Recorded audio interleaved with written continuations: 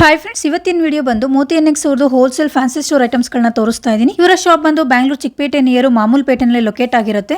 And ಇವ್ರ ಹತ್ರ A to Z wholesale fancy store ಐಟಮ್ಸ್ಗಳು ಸಿಕ್ಕತ್ತೆ ಫ್ರೆಂಡ್ಸ್. ಕಂಪ್ಲೀಟ್ ಹೋಲ್ಸೇಲ್ ಶಾಪ್ ಆಗಿರುತ್ತೆ. ಐಟಮ್ಸ್ಗಳೆಲ್ಲ ತುಂಬಾನೇ ಹೋಲ್ಸೇಲ್ ಪ್ರೈಸ್ಗೆ ಇಟ್ಟಿದ್ದಾರೆ friends. A to Z fancy items ಇದೊಂದೇ ಶಾಪ್ ಅಲ್ಲಿ ಸಿಕ್ಕತ್ತೆ ಫ್ರೆಂಡ್ಸ್.